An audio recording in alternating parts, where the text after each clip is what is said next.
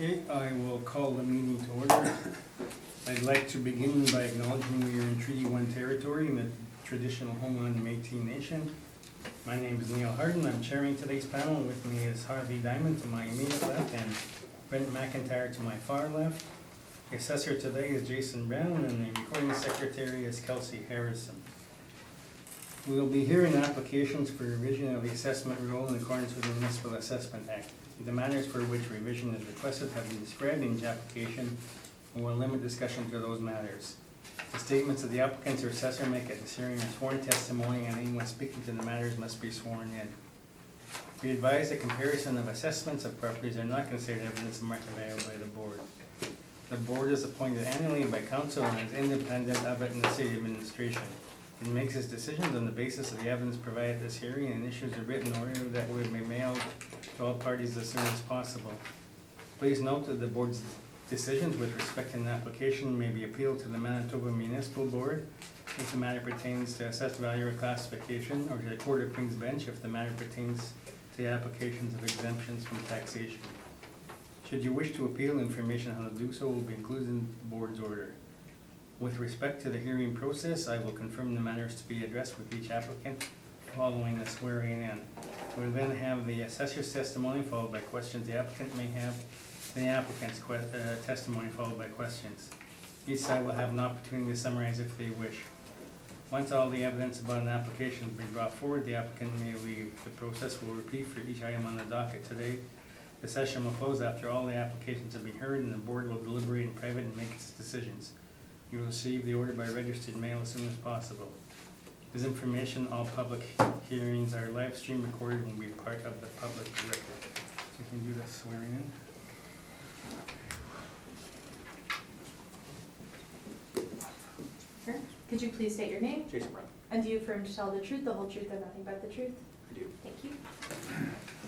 Do you swear in or affirm? I swear in. Could you please state your name? Sid Story. And do you swear to tell the truth, the whole truth, and nothing but the truth, so help you God? I do. Thank you. Good.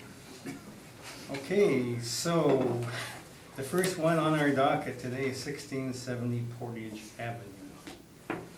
So you can begin. Thank you, Mr. Chairman. I have a recommendation to make.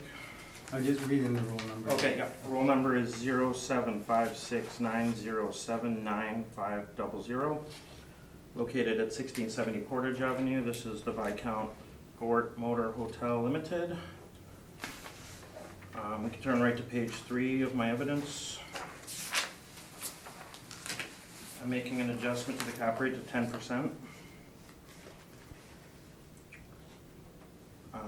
And then that's reduced by 15% for the FF&E deduction, and then we have a parking lot adjustment of $3,813,000.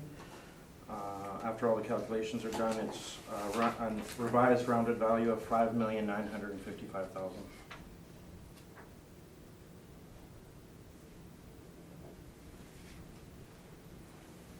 And how do you feel about that number? Yes, I'm happy to accept that. Thank you. Okay, thank you. Any questions from the panel on that? No? Okay, thank you. Then no address. I believe it's on Sterling Line Parkway. That's correct.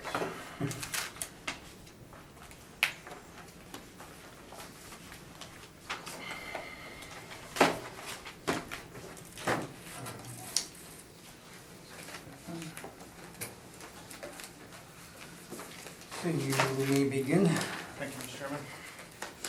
Roll number is 10006776040. Property is located at 495 Sterling Lion Parkway West. The property is a Hilton Garden Inn, defending a 2020 assessed value at $9,325,000 today. This hotel was built in 2017, so it's a relatively new hotel. It consists of 2 buildings. One building is the hotel, the other building is a standalone beer vendor. Buildings range, the vendor is a 1-story, the hotel is a 6-story.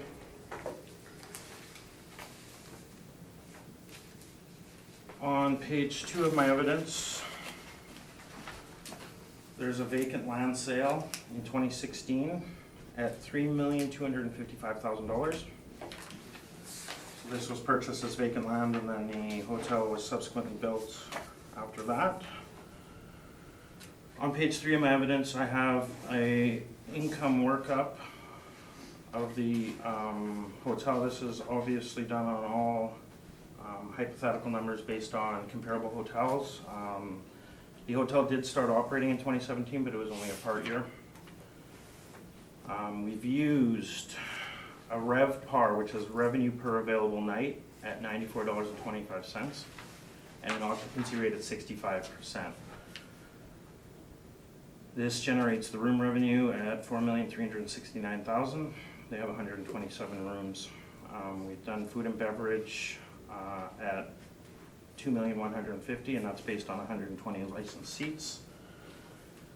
Vendor at $3 million and other at $110 million gives us a total revenue of $9,629,000.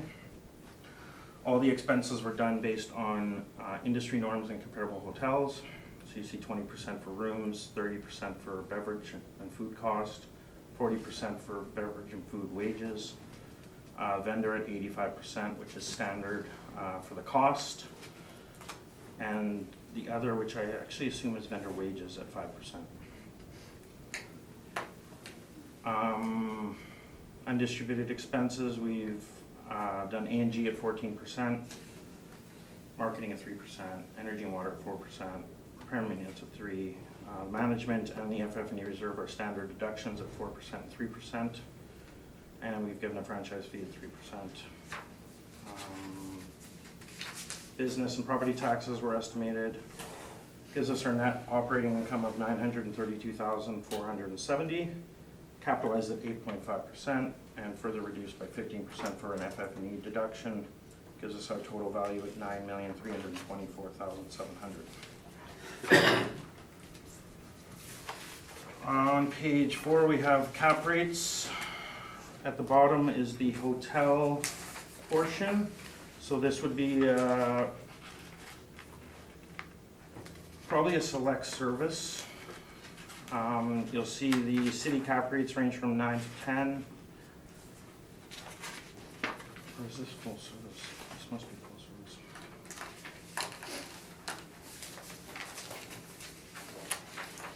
Okay, yeah, this is a full service hotel. Between 8.5 and 10. Colliers is showing between 7 3/4 and 9 1/4. CBRE showing between 7 3/4 and 9. And Cushman & Wakefield showing between 8 and 10. I have some pictures of the subject property on page 7. So this is located near the new outlet mall and IKEA off of Route 90. Obviously a newer hotel. You can see some of the rooms on page 9.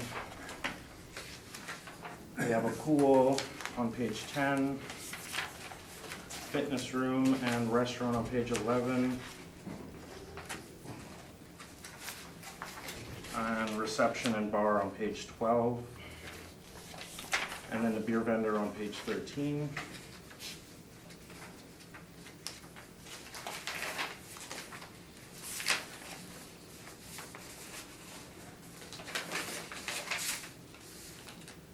On page 14 is shows some of their amenities. They're stating that they have a great, perfect location, on-site restaurant, room service. So yeah, this is definitely a full-service hotel. Conference center, and fitness and pool. They have both rooms and premium rooms as stated on page 15. And more of their amenities on page 16, which once again just show baggage storage, lounge, convenience store, fitness room, and pool. On page 19, this is a newspaper article from the Winnipeg Free Press dated in 2016. So this hotel was $35 million to build. Key component to the Seasons Retail Hotel Office Residential Development in Southwest Winnipeg. It's a 4-star hotel. So they have 86,500 square feet of hotel, features beer vendor, indoor pool, full service restaurant bar with an outdoor patio, and a 2,500 square foot meeting space. On page 21 of my brief is the permit for the construction of the new hotel, also dated in 2016. You'll see the total permit value of $15,400,000. Some building information on page 23, showing the configuration of their rooms.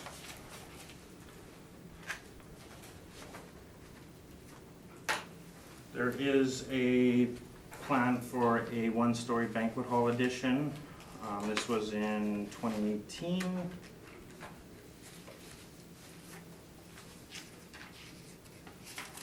And a 5-story hotel expansion on the south side to include 38 new rooms to 165 total. So they're obviously optimistic about how the hotel's performing. They're already planning on adding on to it.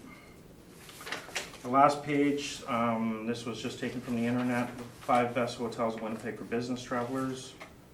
You'll see the Hilton Garden Inn 3rd. Just up, Sorry, which page? the last page, page 26. So you'll see the Courtyard Winnipeg Airport number 1, the Grand Winnipeg Airport number 2, and the Hilton Garden Inn Winnipeg South number 3. So based on this evidence, we ask that the assessment be confirmed at $9,325,000. Thank you. Any questions, Mr. Stone? Thank you. It was interesting, your confusion, or not confusion, but your discussion about full service versus limited service versus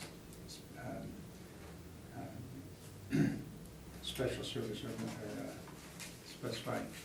So, in your view, you seem to catch on to that where it said room service. You said, well, that would make it full service. Room service, on-site restaurant, banquet rooms, pool Yeah. fitness. But the meeting and banquet rooms are some total of 2,500 square feet, so they seem rather, With a planned expansion, of course. well, the planned expansion is for extended stay in the tower, so it's not, And and a there's bank- also planning, adding another banquet room. And a banquet hall Yeah. addition as well, yeah. But right now, the hotel is there valet parking, do you know? No, not many hotels in Winnipeg offer valet parking, That's by definition, that's what full service hotels have. but not necessarily. Full service, generally on-site restaurant, room Yeah. service, pool fitness, and meeting / banquet.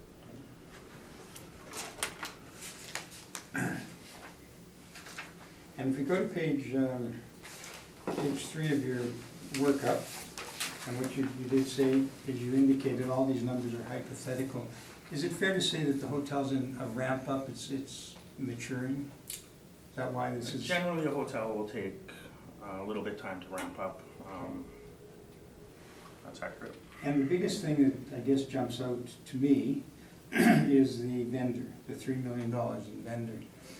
It's almost inconceivable that a full-service hotel would have a beer vendor. Not necessarily, but Okay, can you think of any? I haven't done any research into this, but the location of the beer vendor is great. There's not many beer vendors nearby. Well, there's 2 new ones since it was built, you know that. Which The ones? St. James Hotel is reopened and they had a very active beer vendor. Yeah, but that's, And on site, right on site, they have a Manitoba Liquor Commission, Yeah. Liquor Mart, And- right beside the building. beer vendors do offer some advantages over LC's, cold beer. That's the only thing is cold beer. Yeah. They don't, there's nothing else they which offer. Sometimes. And that's the risk of a beer vendor is that if MLCC tomorrow in their attempts to boost profits said we're gonna start refrigerating our beer, then you've got a great risk if you're a vendor. But let's talk about the vendor for a minute. So this is quite unique in my experience, and I've done over the years, a lot of hotels, to see even a limited service suburban hotel, which this really is, with a freestanding beer vendor. Now, you've actually used a figure of 3 million. How does the city determine, how do you project what a beer vendor will do? We've looked at comparable hotels. The better vendors in the city will do about 6 million. Average is about 3. We feel that the location of this is superior. There's not a lot of competition nearby. And that 3 would be, The largest liquor mart in Winnipeg is on McGilvery in Keniston. You aware of that? That's by the Sobeys. I haven't been to it yet. Okay, and it sells beer, lots of beer. And you have the St. James Hotel, which was closed for a couple of years, but just reopened, and it's always had a very strong beer vendor, correct? St. James, I don't believe that the proximity is that close. I believe the closest ones are down Roblin or Grant, This is pretty towards close. Charleswood. This is, as indicated, if you're servicing the south part of the city, River Heights,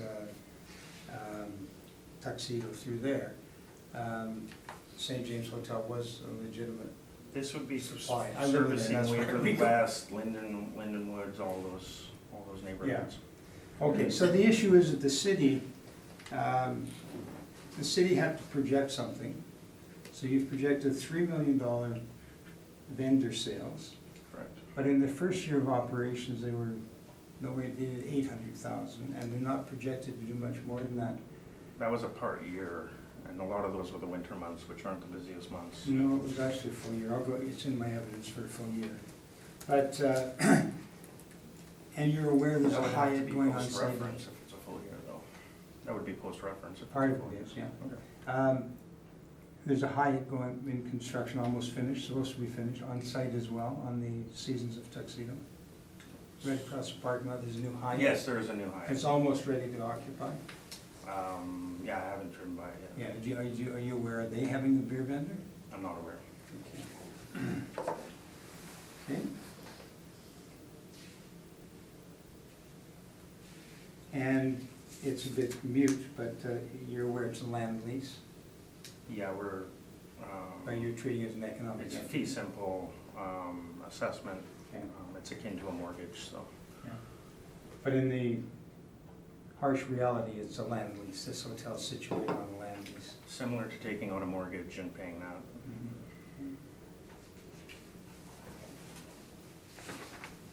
Okay, I think those are all my questions. I'll just do my brief quickly. Okay, Brent, questions? I have no questions. I have no questions. Okay, just turning to your page 3. You show energy and water at 4%, Yep. 382,000. Management fees at 4%, 283,000. Management fees does not include vendor costs. So Oh, there's so a bit of a vendor's taken different, out of that? bit of a different calculation there. Okay, that's explaining it. All right. Okay, so that was my question. I'm just looking at those numbers. How come they go 4% or different? Okay, thank you. You can proceed, Mr. Stern. Thank you.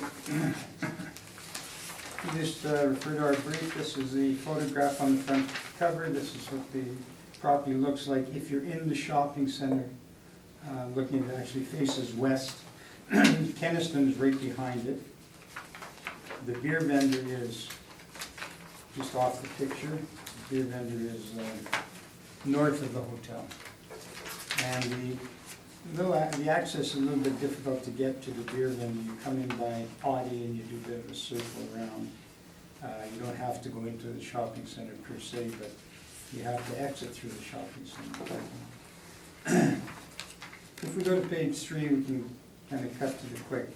So what happens is the vendor, the city uses a vendor figure that's quite different than the actual vendor, and I'll get that in a moment, is 885,000.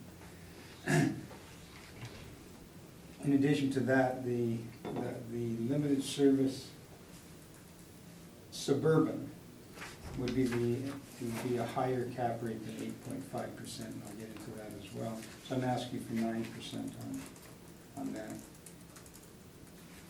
And just one other issue here, let me just check. Yeah, so the two issues are the cap rate and the vendor as to what the realistic revenue contribution from the vendor is and will be. If you go to page 4 of the brief, got some scratches on here, but about 4 lines down you'll see vendor, and it started in October of 2017, which is probably the first full month. September's probably a partial month. But for the year ended August 2018, and I do appreciate the fact that part of that would be post-reference, but as opposed to estimating what a vendor would do in a shopping center and a factory outlet, I think this is more reliable or give the board some indication of our concern. So the actual vendor sales were 885, 324. They attribute part of that to additional competition that's reopened, and that was the St. James Hotel after the fire. And also That never closed though, did it? The vendor? Oh, yeah, the vendor reopened for a while, was reopened. It was closed for a while, but not through the whole period. The hotel itself was closed for about 2 years. Well, I know the hotel was Yeah. closed, but the vendor was still going. Yeah. it was. Yeah. And I'm not sure if it stayed open throughout, but he may have. So if we go to page 5, just to put it in perspective, that's the freestanding beer vendor. And again, it's called the Tux, and it's, and then on the other side, so you've got, this is the beer vendor, then you've got the hotel, and then on the other side of the hotel, you have Liquor Mart, and that just opened the last couple of months. And that's a new Liquor Mart. There's also a Liquor Mart, as indicated earlier, right on the corner of Bishop Brandon, or McGilvery and Keniston.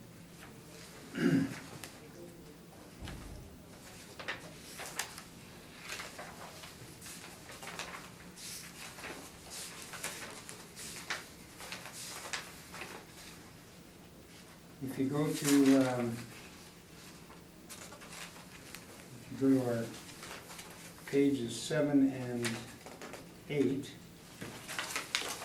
I'll just summarize these, but the limited service hotels, Collier's talked about 9.5 to 11%, Cushman Wakefield 9.5 to 10.5, CBRE 8 to 9.5, City of Winnipeg 10 to 10.5. So the limited service at 10, the city uses 10. I'm suggesting 9 is appropriate. It's limited service. If it's full service, then the City of Winnipeg is 8.5 to 10, and we're suggesting 9 is appropriate. And the risk, as I see it, is the fact that the Hyatt is coming on to the same site as the subject. The subject is a little bit vulnerable because the growth in hotels in the last 5 years has been around the airport. And although this is very close to the airport, it's not right on the airport itself, airport site, the way some of the others are. Or on Days Inn on Barrie, or any of them on Ellis. So we're asking for go back to page 3, we're asking that the board consider using the 885 as the actual vendor sales. We think it's a better barometer until we see what happens with another full year of operations. It's also an expensive beer vendor to operate because you have to staff it. And I don't know if you've been in, but the beer vendor itself is a cooler. You walk into a cooler. It's about 3,500 square feet with 5,000 cooler space. So I would suggest that our request is a 9 cap and assessment of $6,113,000. Thank you. Questions? Yes, thank you, Mr. Chairman. So staying on your page 3, you've used the same room revenue, the same food and beverage revenue, and the same miscellaneous revenue, that's correct? Yeah, And then it looks like you've used the percentages that I've used for the expenses? correct. Okay. The only thing we adjusted is the cap rate and the vendor. Okay, so the vendor costs at 85%, you've adjusted that down to $752,525, that's correct? Correct, yeah. However, the vendor wages at 5%, you have not moved downwards. Vendor wages, because it's the nature of it, it's freestanding, it always has to be staffed by 2 people. It's also, they're working inside a cooler, so it doesn't, it's almost a fixed cost, the vendor wages, I believe. Okay, so that's actually 15.3%. Would you agree with that, of 885? Oh, it could be, I'm not sure. Okay, so if you add up the vendor costs and the vendor wages, Mhm. it comes out to $888,025. So, using your figures, the vendor's actually losing money? Well, it may very well be because you've got staffing, you're only getting a, 13% commission and they've got staff costs. Generally, or vendor wages are about 5 to 6%. You would agree Yeah, with but that? generally there's somebody that's also taking back bottles or doing something else or selling drinks behind the bar. So this is a totally independent, freestanding beer vendor. As a matter of fact, one might even, if you looked at it, one would even wonder or not be sure that it's part of the hotel on first glance. Okay, so moving down your undistributed expenses, it shows that you're using 32.5, but you haven't adjusted that down either. No, I've used your numbers. So that's actually 40.5%. Would you agree with that? Could be, yeah. Okay, and then the fixed expenses are not actually at 6.3, they're actually at 7.8. Again, I've used the same figures that you did for fixed expenses, and they indicate, I think, actual. So you're not using the percentages. No, I've used your numbers and adjusted just for the vendor. Okay, but my numbers were based on a higher income. Yes, correct. But some of the expenses will still be there irrespective. Okay, thank you. Page 4, this does include post-reference material. You Yes, agree it with does, that? yeah. And it's actually only 11 months for the vendor because September 2017 is showing a 0. Yes, that's correct. Okay. And the 4 post-reference months, which happen to be summer, are definitely the highest. That's what happens with beer, yeah. Okay. So just one last question. So they purchased the land at $3,255,000. They have a permit value of $15 million. And would they be willing to sell it for $6 million? No. But we also have to recognize ramp up. And it's not for sale, it's to be valued for assessment. Those are all my questions. Thank you, Mr. Chairman. Okay, Harvey, any questions? Yeah, I'm looking at your page number 4, and basically the vendor, which seems to be the big discrepancy you're Yeah. alluding to. And like the assessor asked you, there was no action at all in September, the first month, so you really have 11 months here anyway. But I'm also looking, I see that it is ramping up. Every month after the other, it seems to be, and that's pretty normal when you have a new place, it takes a Very while normal, for. yeah. Yeah, Yeah. so that, and if you look at the summer months, certainly you're talking about you're in the 6 figures every month, Yes, well into them. yes. And I would assume that that's probably what it's doing now. Probably which? I would assume that's what it's doing now that it's wrapped up. It's better than your other competition. you Well, have the this year summers are. And everything You mean else. the fact that summers are much higher? Well, not only the summer's being higher, but it is increasing. It will, yeah. As well. Yeah. Like even in the winter months. I don't know if it's flattened out. I know- Well, even in the winter months, look at October, you only had 17,000, Yeah, and then next month you have 42,000, which Yeah. is like 3 times the amount. Yeah. So people are noticing it, like anything else, it takes a while for yeah. It's anything to ramped get up. going, but Yeah. I don't know if it's, what you're showing here is indicative of what the true performance was. Well, it's all we have for Yeah. actual, and the actual is quite different, and the city has a challenge. This is something new. This, if Mr. Brown is correct, and this is a full-service hotel, it's a full-service hotel with a standalone beer vendor, that's pretty unique. Well, yeah, and I think that may make it more valuable because it has another source of income that most hotels like this don't have. You know, so it's not a sword that you're wielding here. Yeah, Yeah. well, I'm not sure, but in any case, the other thing is that the owners didn't anticipate when they've been working on this for a number of years, they didn't anticipate that MLCC would open on the same site, and they can't control what happens in the shopping center. They're immediately adjacent to it. Okay, and I agree, if somebody goes in for a bottle of wine and they see they can get beer there, they might opt to buy a case of beer rather than go next door, Yeah. even though it'd be cold next door. And Might. just, I'm not. So that might affect sales. I'm not a beer drinker, but the one on McGilvery has actually growlers where it's like craft beer, you fill up your own growlers and whatnot. Not anymore. They don't? Liquor Commission got out of the growler business. Did they? Yep. Okay. Well, they did have them. So So it's- your it's a- business has been enhanced And because they the bowls also, are we no also longer have available. bulk wine, I believe. That's a Yeah. big store, I guess my point was Yeah. that it's a big liquor mart. Okay, well, thank you, that's my Okay. question. Okay. Just one sort of question, observation. Are you aware of the new hotel on Regent, Best Western Yes. Premier? Yeah. Are you aware that it has a beer store freestanding? Yes, but I don't think the city is considering it to be a full-service hotel. It's a full service. It's, You it's, sure? it's their highest, Premier. yeah, it's premier. It's Premier. Okay. I just went by there yesterday, as a matter of fact. I had It's to a look very at it. nice hotel. So it seems like it's the trend now on these new hotels, to have Well, a standalone could beer be. vendor. This is the first one I've ever seen where the cooler, it's 5,000, have you been in it? Jason? I haven't been, you can see it in the picture on my. Yeah, it's 5,000 square feet, but you walk into a walk-in, it's like a walk-in cooler. So it's a different kind of operation. Just an observation that Yeah. it seems to be a trend Could be, yeah, could be. They don't want people coming through their lobby with cases on of a beer. high-end hotel, exactly.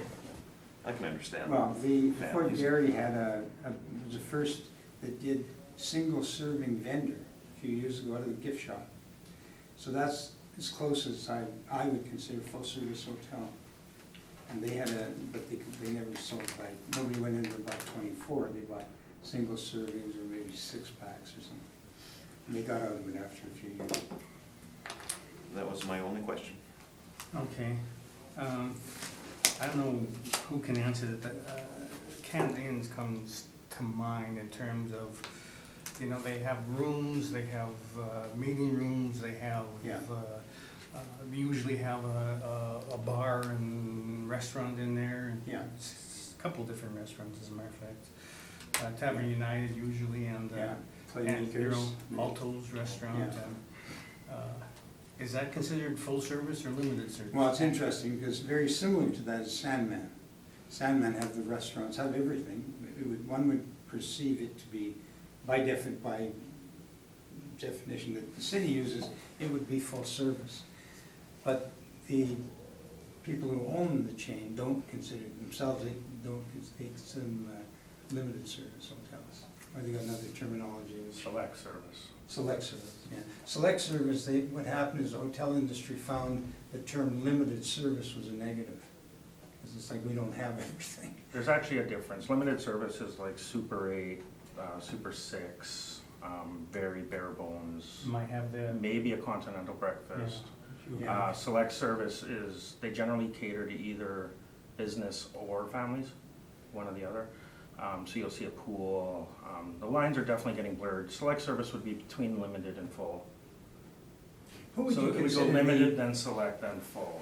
But as I said, the lines are starting to get a little more blurred. As a select, they're starting to, what would be in at the Forks? Would it be full service? and I haven't been in there for a couple of years.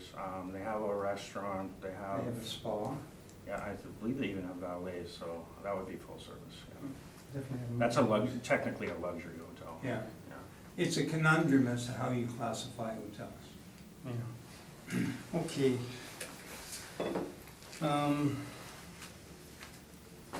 All right, so leave it with us. Thank you.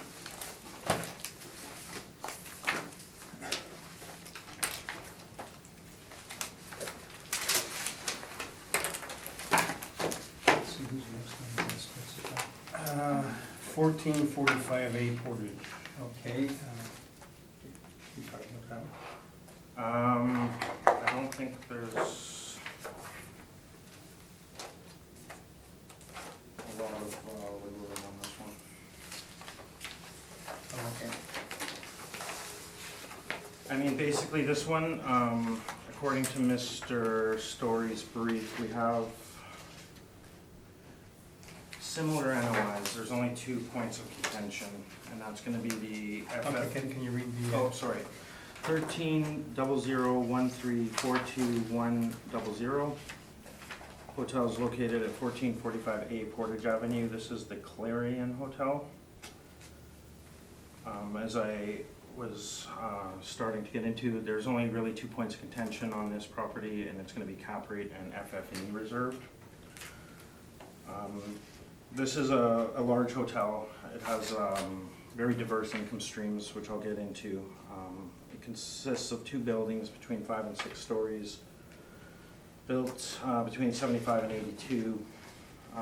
Has a license capacity of 698 and 139 guest rooms.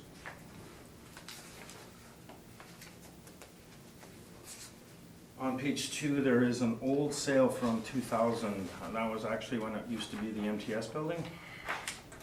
This was converted, so it sold for $1.5 million in 2000, was subsequently converted into a hotel. I actually have a picture of the old building in the brief, as you'll see. So,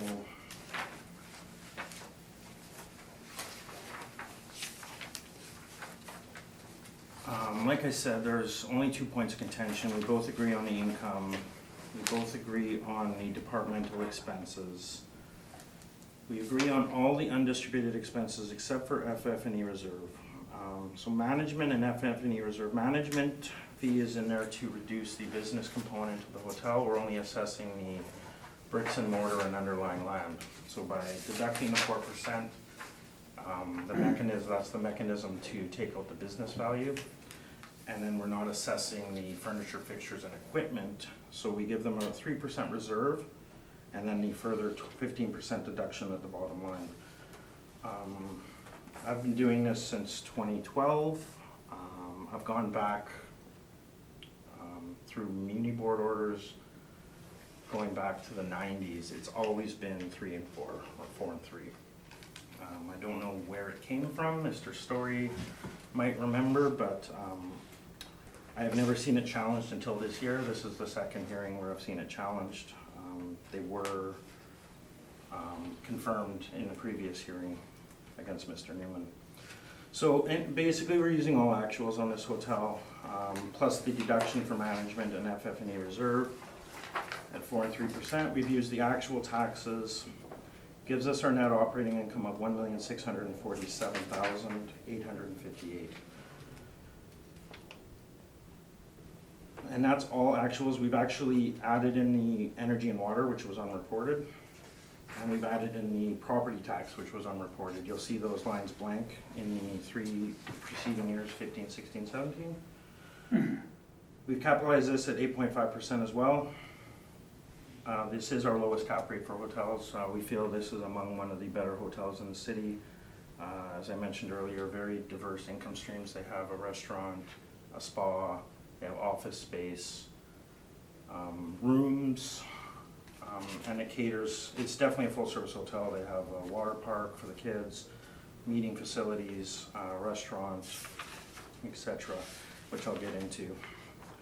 On page 5, this is the workup for the office portion of the hotel.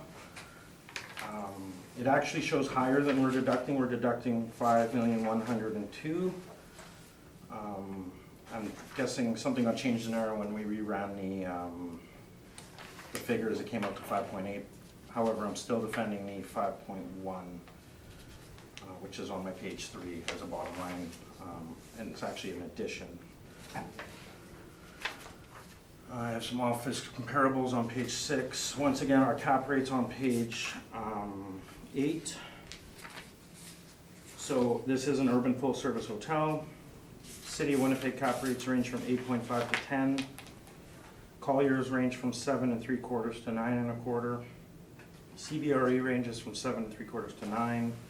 And Cushman Wakefield ranges from 8 to 10. So we're right in between all the outside sources and at the bottom end of our own cap rates. Some pictures on page 11. We all know where this is located, near Polo Park. Near the airport. It's a fantastic location for a hotel. This was recently remodeled. We can see the new lobby on page 13. Convenience store on page 14. The new restaurant and lounge on page 15. Renovated rooms on page 16. So it's all been brought up to current standards for a full-service hotel. Meeting facilities on page 16. There's some pictures of the spa on page 18. Water slide and play area on page 18. Fitness room on page 20. Wedding facilities on page 20. These are pictures of the office portion on page 22. I think some of my pages are mixed up. So the wedding's on page 21, office on page 22. So the office actually has its own lobby. You come in from a different door, there's an elevator. These are relatively decent finishes via OFS, suburban office. There's IBMs in there, there's a massage therapy school in there. The restaurant on page 24, it's a pancake house, pretty standard breakfast restaurant. Page 25 shows from their website, hotel overview. They are showing renovated guest rooms and suites have taken style and comfort to the next level. That's in the first paragraph. Second paragraph, they state their amenities are a step above, including on-site spa, indoor water park, including a 2.5-story water slide, kiddie pool, hot tub, meeting spaces, etc.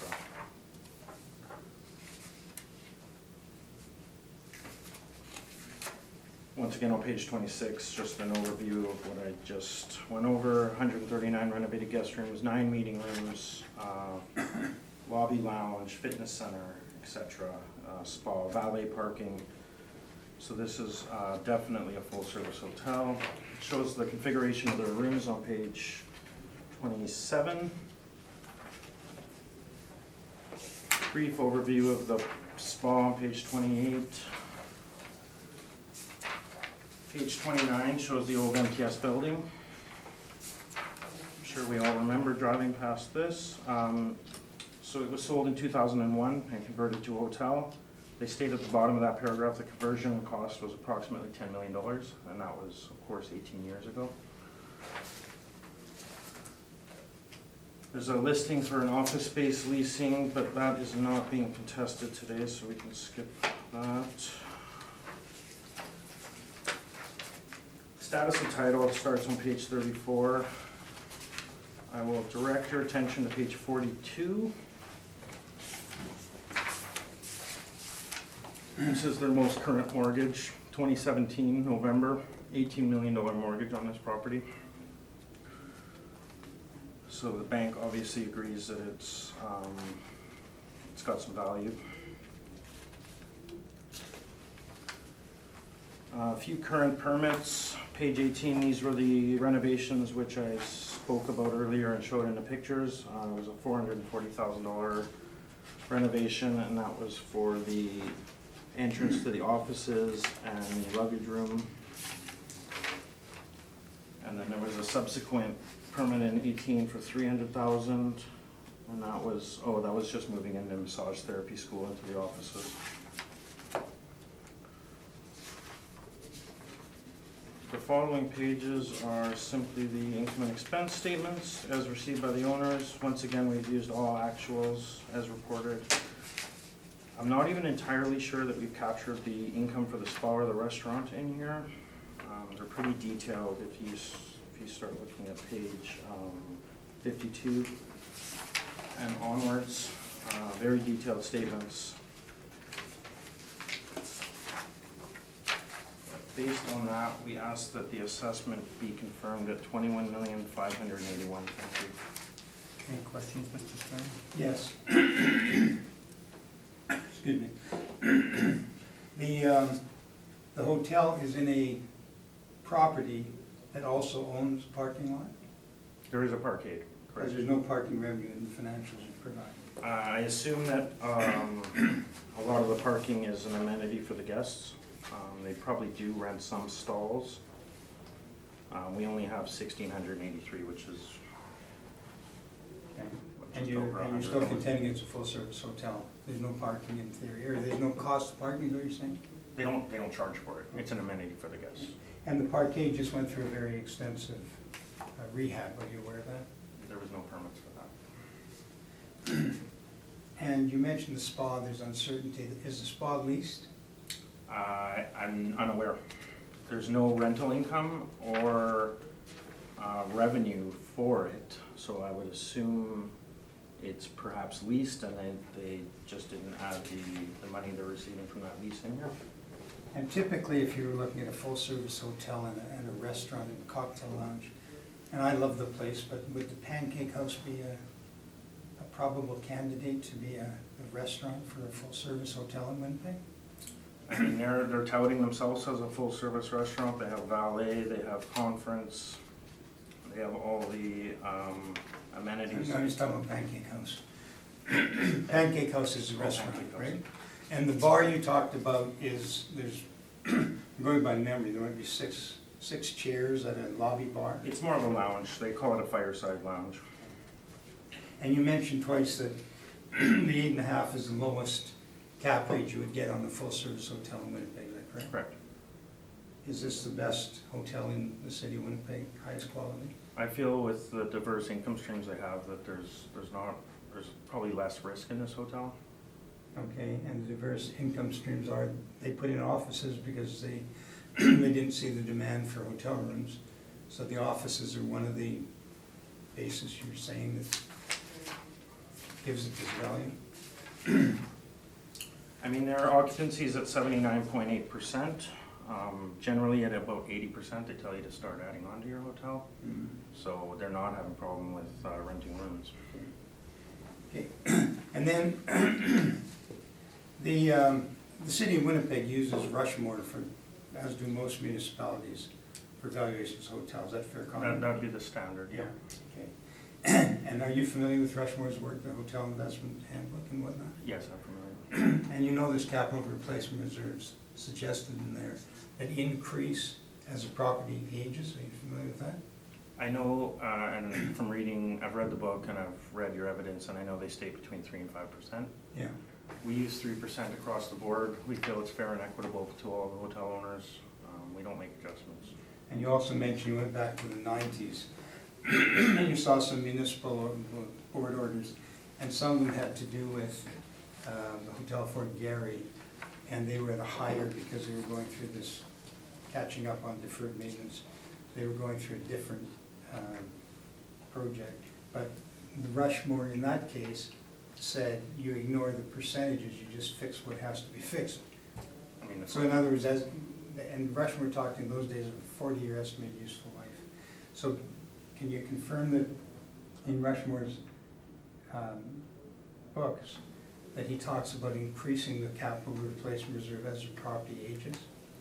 well, I mean, if we're talking about the Fort Garry, that's a very different hotel from this. No, but that's what I said, that they didn't qualify for that. They said, what happened after the estimated useful life, he said everything changes, and you just, you pay whatever has to be paid as quickly as you can. You don't do a reserve for it, you do it. Hotels are generally refreshed about every 10 to 12 years, especially a full-service hotel. We feel that the 3% captures the requirements to refresh And if your you hotel. didn't have an adequate capital replacement reserve in your experience, would that have an impact on the cap rate? Is there more risk if you don't have a capital replacement reserve? Well, we feel if the owner puts away 3% every year, that it would be adequate. If that's adequate, okay. Thank you. I think that's all I have. Okay, Brent? I have no questions. I had no wishes. I'm not even gonna try and read the financial statement. This is like an eye test for me. Yeah. Just a question on the franchise fees. On your page 3, it shows, 460, 474,000. And you're allowing 140,000. Is there a reason for that? We're allowing 140? Yeah. Yeah, that was what was reported in 17. It looks like they shifted some stuff around from A&G wages and benefits, which moved from over 2 million down to 168. It looks like they changed reporting styles from 15 or 16 into 17. So I can't speak to why that went down, but we've Okay. used what was reported. I see, all right. Yeah, on my page 49, line number 725, or 726, it's a bit blurry. It's about 3/4 of the way down. Yeah. Franchise fees 140, 759. Okay, I see. Thank you. All right, you can proceed, You're Mr. very perceptive because I spent couple of hours trying to figure that out myself. Mr. Brown's 100% correct. Excuse me. The hotel went to a hotel management company that was managing it. They changed the way they're operating the hotel. And they're more sophisticated, so they take the franchise fees, which are 400,000. And they say part of that is for marketing, part of it is for loyalty programs. There's about 4 different, and then you just have a royalty. So there's about 4 different types, and what the management company did is it better distributed them than the former owners used to. So the expenses are still there, but as Mr. Brown said, they're in the other categories. You can actually see that in 15 and 16, there's no management fees reported, and then in 17, all of a sudden there is. Yeah, okay. So we don't have a problem with that, but that's a very good point, because it was important to us. Okay, I'll go through this very quickly. Clarion Hotel used to be mapped to a telephone building, converted to a hotel. I believe the Fairmont was the same, I think it was an office building once and was converted.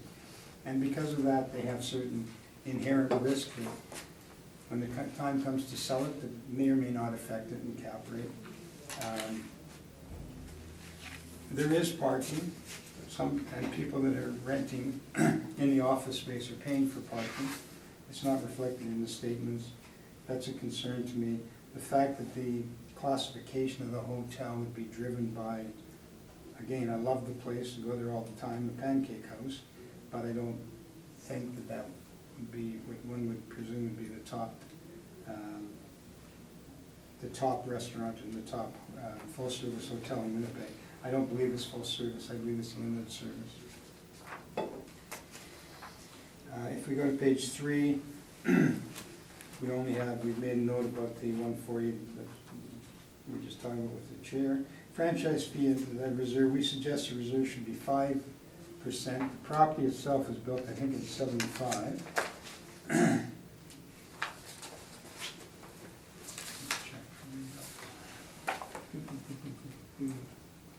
Yeah, it was built in 75. Effective years, it says 75 to 82. I presume 75 is right, but 75 would make it 25, 44 years old. It's not new. And I think the 5% is warranted, and I'll go into that in just a minute. And I believe we reworked this number.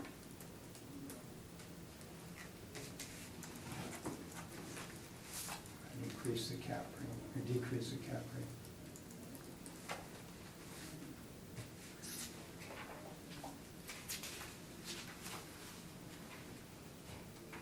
I'll come back to it, but our concerns are the cap rate and the 5% rather than 3%. Did a bit of a rework on that.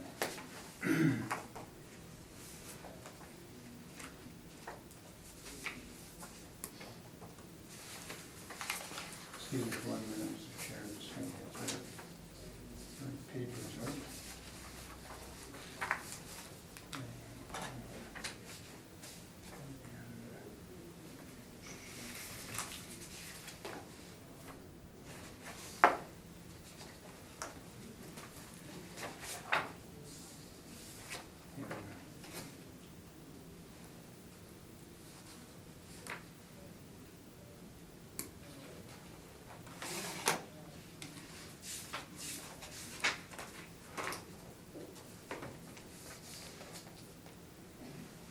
And what I'm going to do today is suggest that the cap rate, following the both full and limited service, should be 11% as opposed to 12%, and that's an increase from 8.5%. I reworked the numbers. I thought it was just a calculation of cap rate difference. It actually goes up and down. So what is the final figure? 17,245,000. 17,245? I think I just gave you one of these. You didn't get I it? don't think I got one. No. I think I gave you one.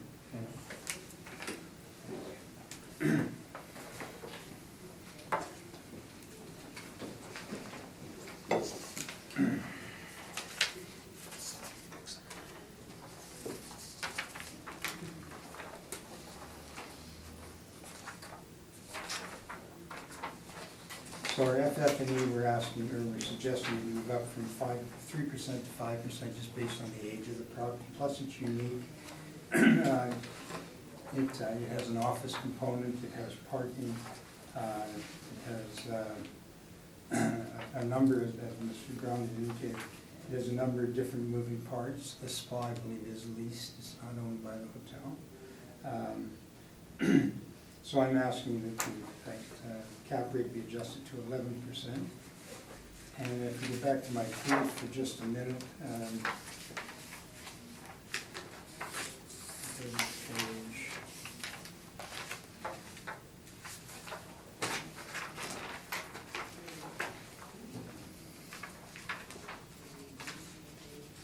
you go to page 25 of the brief. Anybody that's dealt with or been in the hotel business, Standard Chart of Accounts was authored by Stephen Rushmore. They claim that 85% of the municipalities in North America use their Standard Chart of Accounts plus their refer to their handbook for purposes of assessment. So if you just flip the page to number 26, and you'll see that the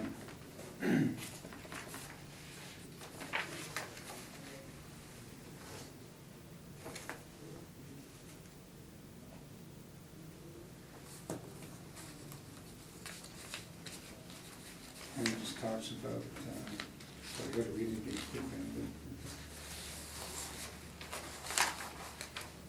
This talks about CapEx and then you have to replace it. Capitalized expenditures and not including operating statements, they affect cash flow. The appraiser should reflect these expenses forming an appropriate reserve for replacement. As a general rule, reserve of 3% to 5% of total revenue is usually sufficient. And I interpret it to be that that reserve might increase over time as the building gets older. That's the basis for the 5 versus 3%. And the cap rate, we go back again to the city, and again, I have concerns about whether this particular hotel is a full-service hotel. A limited service hotel, Collier's talking about 9.5 to 11. I'm suggesting 11 overall. And that's my presentation. Okay, questions? Yes, Mr. Chairman, thank you. So the 5% FF&E reserve, do you have any decisions of any other hotels that have been put to 5%? Not in current cycles, in older cycles we had some. Okay, do you remember which hotels or what Well, cycle? for Darien, we had significant capital and reserves, And I understand. I did a number of them, That was in the 90s, correct? 90s, yeah. 92. Okay, thank you. We talked briefly about effective age. This building was converted from an office building to a hotel in 2001. That would probably affect the effective age. Yes. And But you show a range, so I didn't know. Of course, yeah, no, it was never adjusted. So I use 75 as the actual, is 75 the actual year of construction? Between 75 and 82. I'm assuming the restaurant and, It came later. yeah, perhaps the parkade. Just quickly turning to your page 23. Those are your Collier's cap rates. Yes. So you're maintaining that this is a limited service hotel? Yes, I am. Yet they have valet, like keeping in mind that a limited service is a Super 8 or Well, a, I go there quite frequently. I've never seen a valet. but they're By advertising. valet, you mean valet parking? They're advertising it on their website. Yeah, I haven't seen it. Could be. I haven't seen it. Sometimes advertisements are not fact. So, do you know any other limited service hotels with a water slide or 9 meeting rooms? Limited service or full service? Limited. Limited? Well, all of them, the Canadian, limited service for Canadians. Canadians is probably full service, maybe select Well, you service. see the difficulty that these gentlemen must have, as I have, and you have.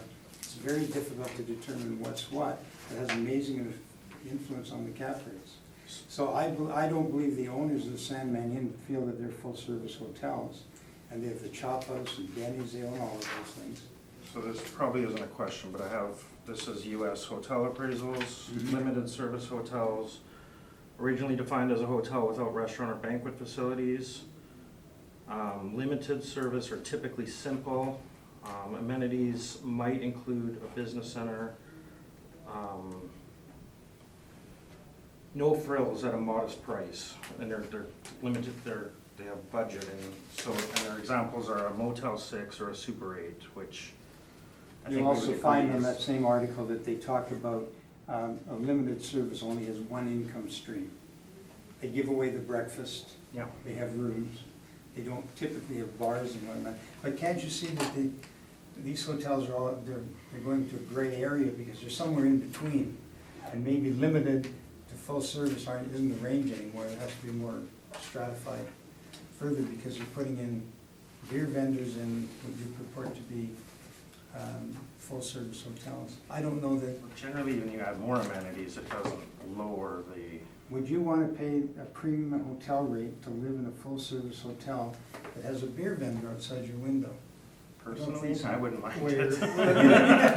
Bad question. Let's deal with this property. We've already closed the hearing on the previous property. Those are all my questions, thank you. Yeah, this one too, same, it's the same question, it's just a difficulty with. Thank you. Okay, Brent, any questions?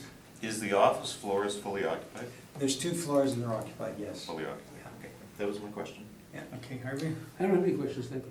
Okay, and I have no questions. And Mr. Magda, they're in the valuation at 5.1 million. Yeah, I can appreciate that. Okay, let's take a 10-minute break till roughly 20 after. Thank you, we'll come back to order. Next one is 690 Notre Dame Avenue. Can you read in the information? Thank you, Mr. Chairman. Roll number is 13096138100, located at 690 Notre Dame Avenue. This is the new Lodge Inn, defending an assessed value of $7,596,000 today, although there'll be a recommendation. We'll write to page 3 for the recommendation. We're going to adjust the cap rate to 12.5%, which gives a revised value after the FF&E deduction at 10% at $7,292,000.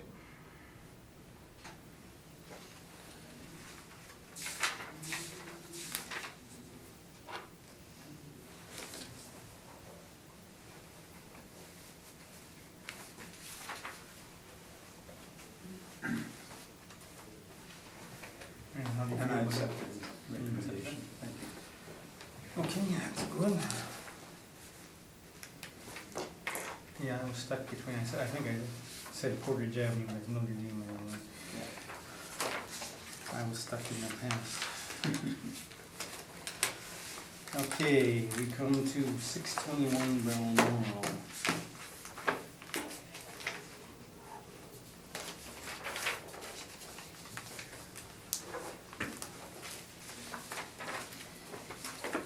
So you may proceed on 621 Belmont.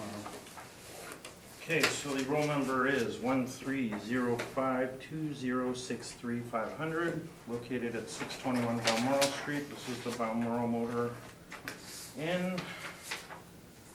I have a recommendation to $6,895,000.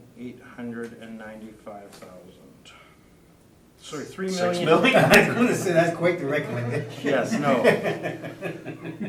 That Let will me be retry that. $3,685,000, and I have a workup for that recommendation. Yes, sorry. Wondering if you were paying attention, huh? I was not.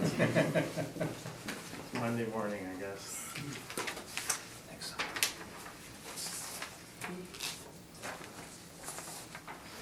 So we actually had agreed on the Do you NOI. have one more copy? Yep. Or if not, I can grab theirs. Thank you. So it's just a revised cap rate to 15% based on location.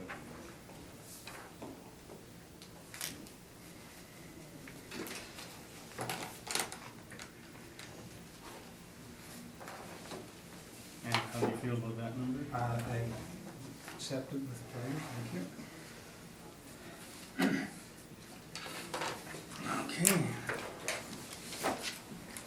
And then 44 McPhillips, Bill Concord. It's called something else now, isn't it?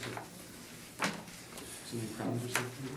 No, that's the old Lincoln Road for Should be correct.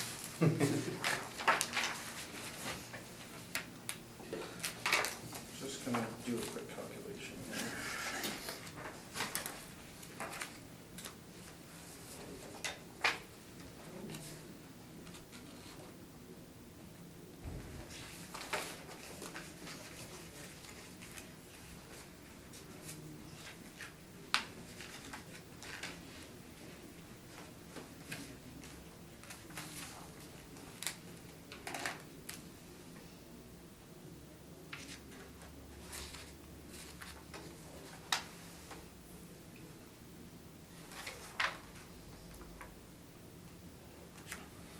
Okay. So the subject's located at, roll number 1306214030, located at 44 McPhillips Street. Used to be called the Concord Inn, is now called the Grand Royal Legacy Hotel. That must be full service. It's fancy. So 2020 value in the roll is $2,804,000. Two-story hotel, one building, built in 1964, has a licensed capacity of 688 seats, 12 VLTs and 24 guest rooms.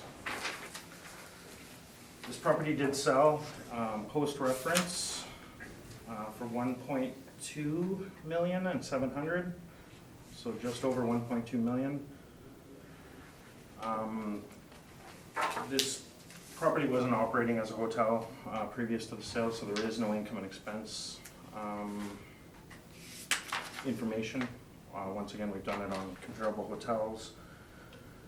Based on percentages, it'll be similar to the other one that was done based on comparables. Basically, when it gets down to it, we're using an NOI of $373,859. I am going to up the cap rate to 13% based on the fact that it wasn't even operating as a hotel and it's now being redeveloped back into a hotel, I guess you could say. So the revised value is $2,588,000.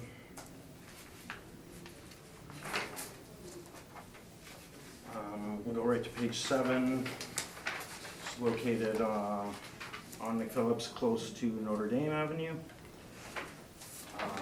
Bottom picture was a picture of how it looked, I believe, last year.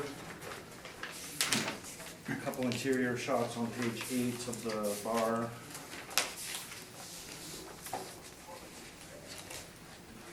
Newspaper article, December 2018, which is post-reference, but speaking to the physical condition of the hotel. So this sold for 1.2, and they're adding another 1.2 into it, according to the article. Preparing for a $1.2 million facelift, including converting its pub into a sports bar. New owner Harvey Lally claims that he bought it for the potential. Will be renamed the Grand Royal Legacy Hotel.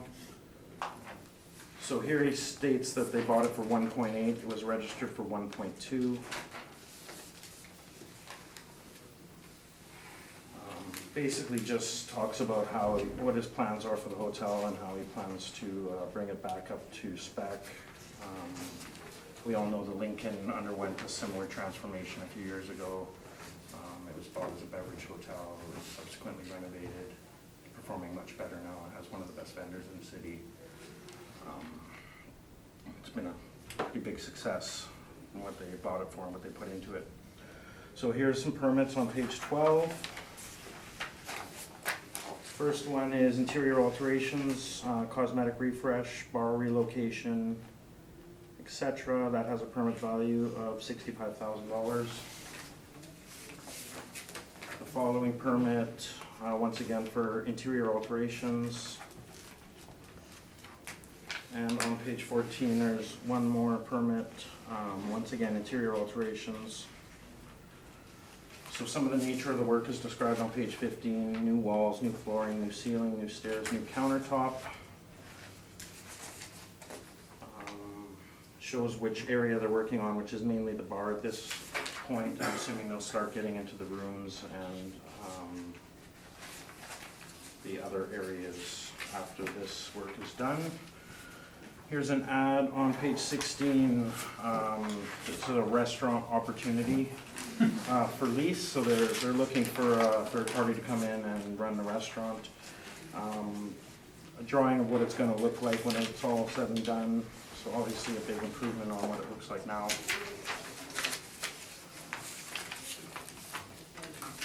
You can see on page 17, the property highlights, join newly redeveloped 24-room hotel, proposed further 2-floor expansion. Restaurant will be the only food service on the property, servicing a VLT gaming room, sports bar, and hookah lounge and banquet hall. High exposure corner. And then some more drawings of what the proposed renderings will look like. And then another floor plan showing the relocation of the bar.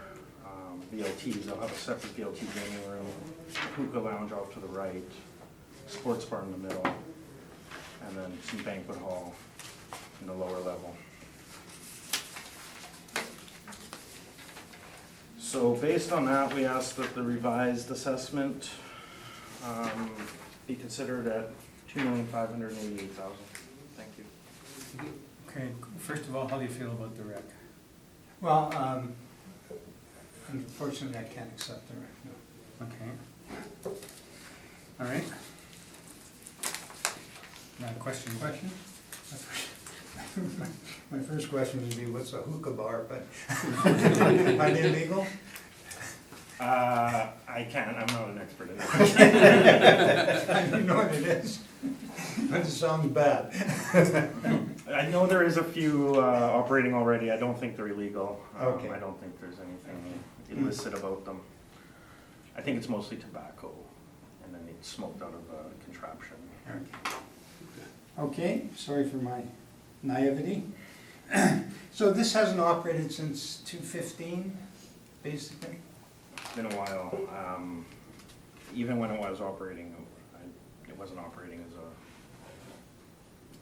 No, we a don't. full hotel. We won't get into I believe they were doing some beverage sales and stuff, but I can't speak to the room. or Okay.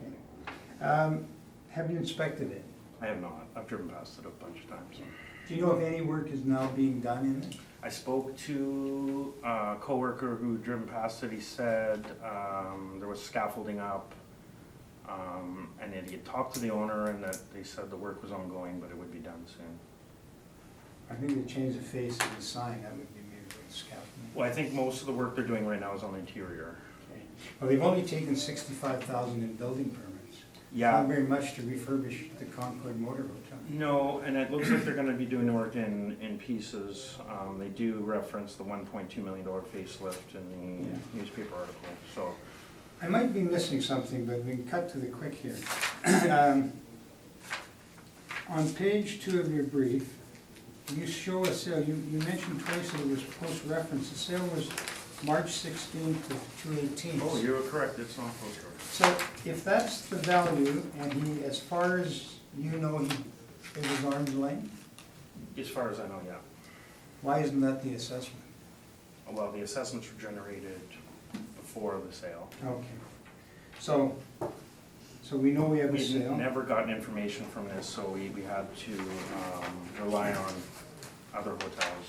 Yes, okay.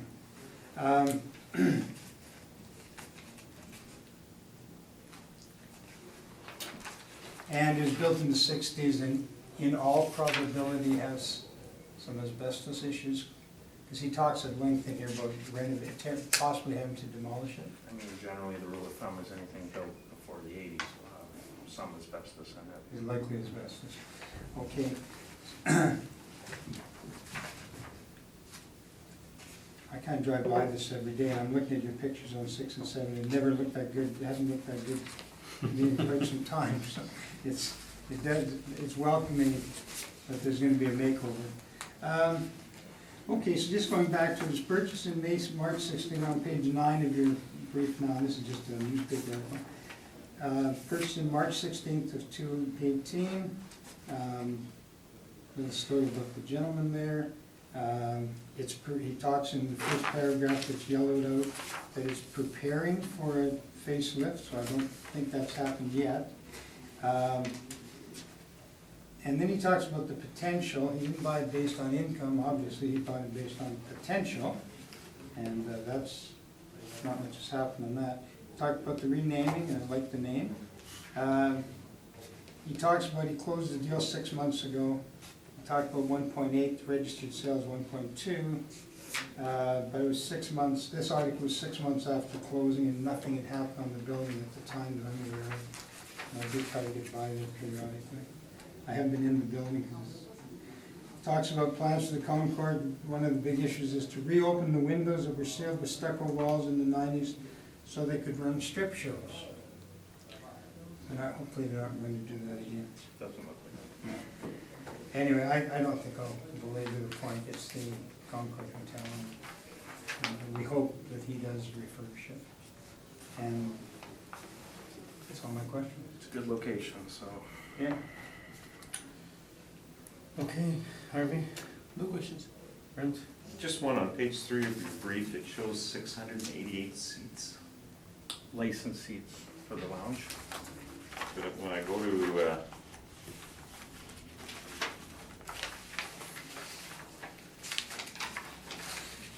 page 15, do you think there's 688 seats in that area? It's based on, I mean, the last return we got from this hotel was in 2003. 2003? Was the last return we got. So, I mean, we're going on 15 years with no income and expense information. That was the last count we had. If you look on page 19, they are expanding that. That would include that right-hand wing, the hookah lounge, the hall and patio. There's banquet facilities in the basement, which would be licensed. And it looks like they're expanding the lounge too, so. Because if you look at their, page 19, they've got 80 to 100 persons in the event hall. 300 in the banquet. Game room 50 to 60. Oh yeah, the bar 370, is that 275? 275 to 300. So we're getting up there. The event hall 80 to 100. Where's the event hall? Basement? Yeah. It just seems like a lot of seats for such a It small does, hotel. it does, but I guess if the banquet rooms in the basement were developed, or are developed, and I can't speak to that, but, and that was the last we had it at, was 688, but like I said, that's based on That was all my information. questions. Harvey? No questions. Okay, is this actually operating right now as? I believe it is operating, probably at a limited capacity. But those pictures of the lounge were from Google, and I believe they were from 2018. They might just be renting it for, this almost looks like like a special event. Looks like they have their own food there and stuff, so. Yeah.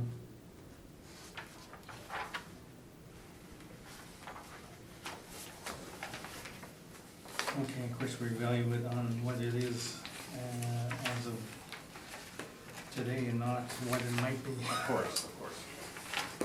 Okay, you can proceed. Yeah, just before I go on, one of the big issues, and I think this is a real problem for them, he's talking about the biggest challenge is the safety codes the city will allow them to grandfather. Remember the issues with the Ellis Avenue, Howard Johnson, and safety issues, and he talks about that if the safety codes make it cheaper to demolish the facility and rebuild, Leda doesn't think that will be the case. So they're even contemplating if they can't get appropriate codes and permits and whatnot, that they may have to demolish. And I did do a quick calculation, the purchase price, if you looked at it as raw land, just land only, it'd be $20 a square foot, and it's rounded, so that number may have come from there, the purchase price. That ignores demolition. I talked to Mr. Imrie the other day, and he cautioned me that if it had asbestos, which it likely does, it might end up with a significantly higher demolition cost. I've ignored demolition, so we know that the property, the land, is worth about $9 a square foot. We have other for land sales here. We're saying $20, about the potential he's talking about, but we should really be relying on the purchase. That's all. So you're just saying rely on the purchase price? Purchase price, yeah, $1,270,000. And hope that he's successful and can get it back on its feet. And we'll be here in 2 years from now, and it'll be a building that is operating. Okay, any, Just one question, do you know what the discrepancy is between the $1.8 million sale price and the 1.2? It's called bragging, probably, I don't know. Could be just bragging, I don't know. Or perhaps some Sometimes- type of goodwill, which probably wouldn't actually exist in a hotel that isn't. Was it a hotel, do you know, maybe you know, Mr. Brown, was this hotel a mortgage foreclosure? before I you don't bought it? believe it was. Yeah.